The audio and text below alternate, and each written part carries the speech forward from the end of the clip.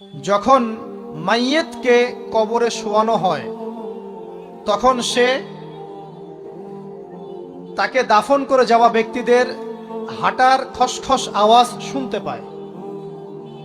এরপরে তাকে যখন শুইয়ে দেওয়া হয়, সে যদি মুমিন ব্যক্তি হয় তাহলে তার মাথার দিকে তার সলাত এসে দাঁড়িয়ে যায়।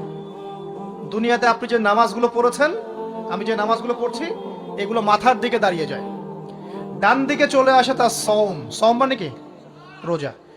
বাম দিকে চলে আসে যাকাত, যাকাত মানে কি? যাকাতের সাথে তো আমরা পরিচিত নই। আমরা ওই যে রাস্তাঘাটে যে দান খয়রাতগুলো ওঠানো হয়, এগুলোর সাথে খুব পরিচিত, তাই না? তারপরে পায়ের দিকে চলে আসবে তার আত্মীয়তার সম্পর্ক রক্ষার ইবাদত, তার এই যে অন্যান্য দান সদকা, তার নফল আমল, তার তাসবিহ তাহলিল, তার কোরআন তেলাওয়াত ইত্যাদি পায়ের দিকে চলে আসবে। এখানে একটা হাদিস এসেছে, সূরাতুল মুলক যে ব্যক্তি রাতের বেলা তেলাওয়াত করবে, কোন সূরা ভাই? তাবারাকাল্লাযী বিয়াদিহিল মুলক ওয়া হুয়া আলা কুল্লি শাইইন কাদির। এই সূরা যে ব্যক্তি রাতের বেলা করে তেলাওয়াত করবে, ইনশাআল্লাহ সূরা মুলকও কবরে তার সাথে থাকবে এবং কবর আযাব থেকে সূরা মুলক তাকে বাঁচাবে ইনশাআল্লাহ। আমি বুঝাচ্ছি যে কি অবস্থাটা হবে। এবার দুজন ফেরেশতা মাথার দিক থেকে আসবেন, আসতে চাইবেন, সালাত বলবে এখান দিয়ে আসা যাবে না, এদিক দিয়ে আসা যাবে না। ডান দিক দিয়ে আসতে চাইবেন, এদিক দিয়ে আসা যাবে না। বাম দিক দিয়ে আসতে চাইবেন, যাকাত বলবে এদিক দিয়ে আসা যাবে না। পায়ের দিক দিয়ে আসতে চাইবেন, আমলগুলো বলবে এদিক দিয়ে আসা যাবে না।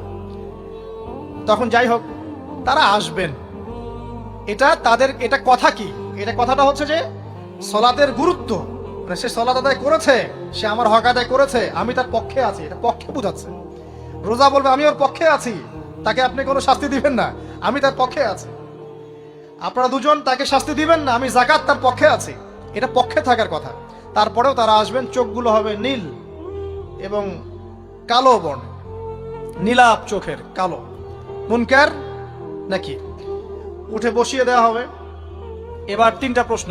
প্রথমে প্রশ্ন হচ্ছে কি, মান রব্বুক, তোমার রবকে? তখন মুমিন বান্দা বুক ফুলিয়ে বলবে রব্বি আল্লাহ, আমার রবকে। তারপরে প্রশ্ন হয়ে যাবে মা দিনুক, তোমার দিন কি ছিল? মুমিন বান্দা উত্তর দিবে কি, দিনই আল ইসলাম, আমার দিন ছিল ইসলাম। এখানে শুনে রাখেন, পৃথিবীতে যারা ইসলামকে পরিপূর্ণ রূপে পালন করবে তারাই এই উত্তর দিতে পারবে ইনশাআল্লাহ। যারা ইসলামকে ঠাট্টা বিদ্রুপের হাসি তামাশার পাত্র বানিয়েছে, মন চাইলে কিছু করি, মন চাইলে কিছু করি না, সহজগুলো একটু আমল করি, বাকি কিছুর আমল ধারি না, হ্যাঁ, নামাজ পড়ি, সুদ ছাড়তে পারি না, ঠিক আছে, বছর বছর ওমরা করি, এদিকে ঘুষ দুর্নীতি ছাড়তে পারি না, ইসলামকে ঠাট্টা তামাশার পাত্র বানিয়েছে, এরা কোশ্চিনকালে উত্তর দিতে পারবে না মা দিনুক, দিনে পরিপূর্ণরূপে ইসলামে প্রবেশ করতে বলেছেন আল্লাহ রাব্বুল আলামিন। যারা পরিপূর্ণরূপে ইসলামে প্রবেশ করবে এবং ইসলামের প্রতিটা মৌলিক বিধান মেনে চলবে, ইনশাআল্লাহ তারা এর উত্তর দিতে পারবে। এরপরে আসবে তৃতীয় প্রশ্ন, নবী সাল্লাল্লাহু আলাইহি ওয়াসাল্লামকে দেখানো হবে। যখন দেখানো হবে তখন সূর্য যখন ডুবে যায়, যে দৃশ্যটা আমরা দেখতে পারি না, ওই দৃশ্যটা ভেসে উঠবে এবং মুমিন বান্দা অস্থির হয়ে যাবে, বলবে আমাকে ছেড়ে দাও, আমি নামাজ পড়বো। সুবহানাল্লাহ। তার কারণ তার কাছে মনে হবে যে আসরের ওয়াক্ত হয়ে গেছে, আসরের ওয়াক্ত হয়ে গেছে, আসরের ওয়াক্ত চলে যাচ্ছে, আমাকে নামাজ পড়তে হবে। চিন্তা করেছেন? ওই যে একটা হাদিস আছে না, যে 7 শ্রেণীর মানুষকে আল্লাহ রাব্বুল আলামিন আরশের ছায়া ছায়া দিবেন। তার মধ্যে এক শ্রেণীর মানুষকে, যার অন্তর মসজিদের সাথে ঝুলে থাকে, তার মন মসজিদের সাথে ঝুলে ছিল, এই সূর্য ডুবে গেল বলে আমাকে ছেড়ে দাও, আমি নামাজ পড়তে যাব। তখন ফেরেশতারা বলবেন তোমাকে নামাজ পড়তে দেয়া হবে, তবে তার আগে তুমি এর উত্তর দাও। কি উত্তর? এই ব্যক্তির দিকে তাকাও। তখন নবী সাল্লাল্লাহু আলাইহি ওয়াসাল্লামকে দেখানো হবে, সাল্লাল্লাহু আলাইহি ওয়াসাল্লাম দরুদ পড়বেন। বলা হবে যে এই ব্যক্তির সম্পর্কে তোমার কি ধারণা? মান হাযা রাজুলু বুইসা ফীকুম, এই ব্যক্তি কে, যাকে তোমাদের কাছে পাঠানো হয়েছিল?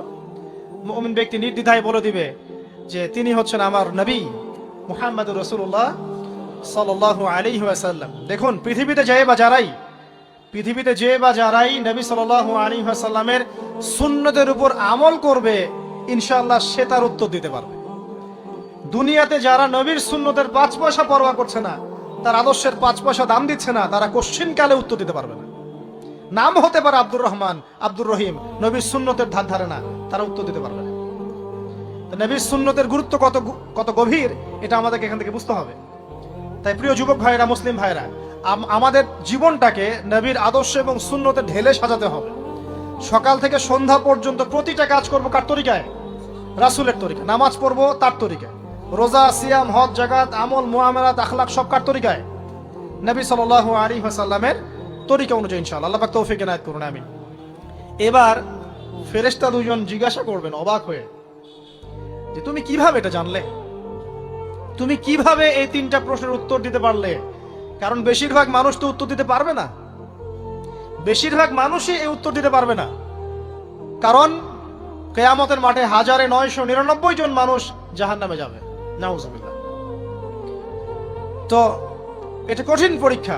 আল্লাহ রাসূল সাল্লাল্লাহু আলাইহি ওয়াসাল্লাম বলেছেন যে নিশ্চয়ই তোমাদেরকে এখানে পরীক্ষায় ফেলা হবে, আর তোমরা যদি এই পরীক্ষা জেনে তোমাদের মৃতদেরকে দাফন করা থেকে বিরত না থাকতে, তাহলে আমি তোমাদেরকে শুনিয়ে দিতাম কবরে কেমন পরীক্ষা হয়।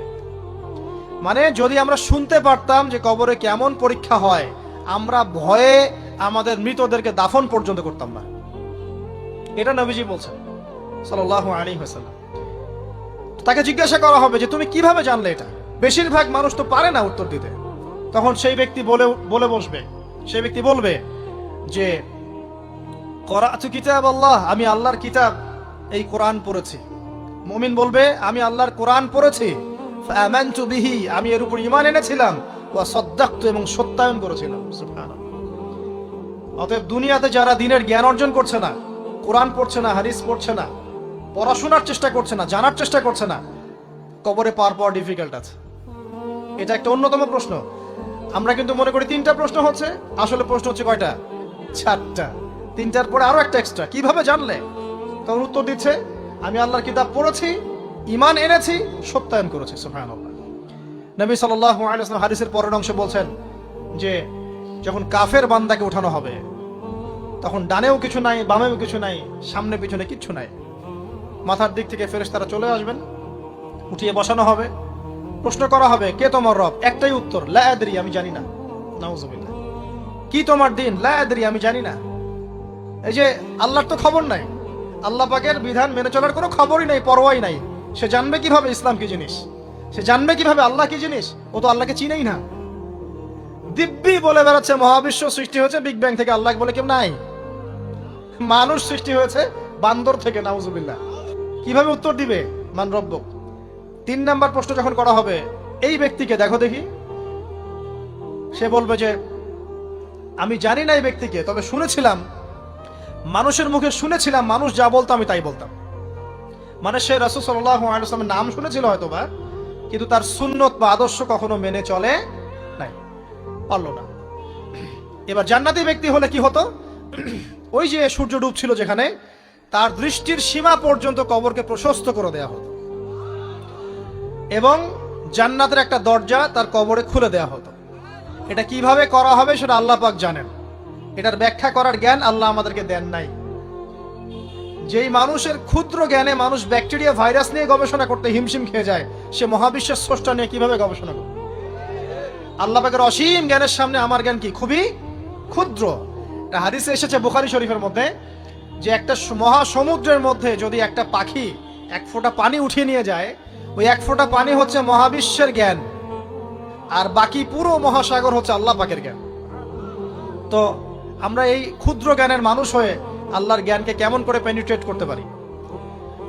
তো আল্লাহ পাক জান্নাতের দরজাগুলো খুলে দিবেন, একটা দরজা খুলে দিবেন, সেখান থেকে বাতাস আসবে, সে জান্নাতের নাজ নেয়ামত উপভোগ করতে থাকবে, এবং তার রূহটাকে সবুজ রঙের পাখির আকৃতিতে জান্নাতে রেখে দেওয়া হবে।